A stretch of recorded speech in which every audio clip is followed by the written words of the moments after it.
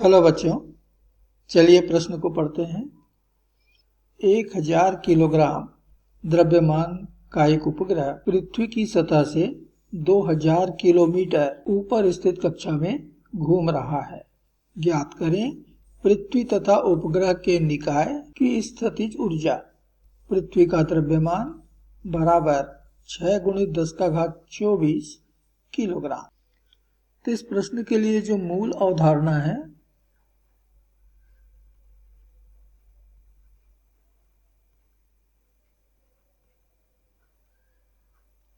वह है उपग्रह एवं ग्रह के निकाय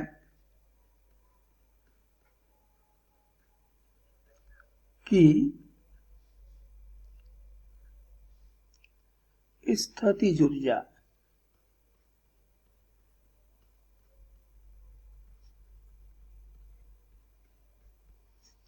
तो मान लीजिए कि कोई ग्रह है जिसकी त्रिज्या मान लेते हैं r है और इसकी सतह से h ऊंचाई पर कोई उपग्रह परिक्रमा कर रहा है। ग्रह का द्रव्यमान कैपिटल M और उपग्रह का द्रव्यमान स्मॉल m है। तो इस निकाय की जो स्थितिज ऊर्जा होती है इसे हम U से दर्शाएं तो बराबर होता है ऋण G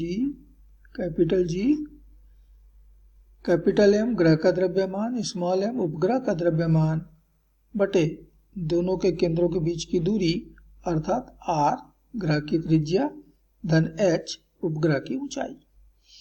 इतनी जूल उसके पास स्थितिज ऊर्जा होती है और दिया गया प्रश्न बस इसी सिद्धांत पर आधारित है। अब हमें यहाँ पर प्रश्न में दिया हुआ है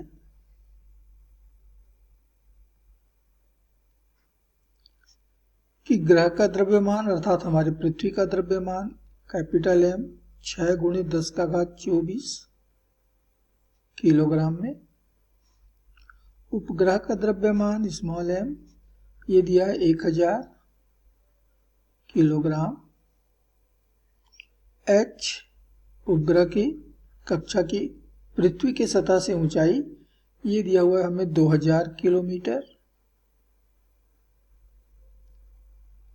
अर्थात 2000 × 10⁻3 मीटर। और हमें मालूम है कि हमारी पृथ्वी की जो त्रिज्या है वो है 6400 किलोमीटर में। इसको भी मीटर में बना लें तो × 10⁻3 मीटर। ये सारे आंकड़े हम ऊपर वाले सूत्र में रख लेते हैं। तो निकाय की स्थितिज ऊर्जा U बराबर मिलेगा ऋण G का मान 6.67 × 10⁻11 गुणित कैपिटल M का मान 6 × 10⁻24 गुणित स्मॉल m का मान 1000 बटे r 6400 गुणित 10⁻3 धन h 2000 गुणित 10⁻3। तो हल करने पर हमको मिल रहा है ऋण 6.67 गुणित 6 गुणित 10⁻16 बटे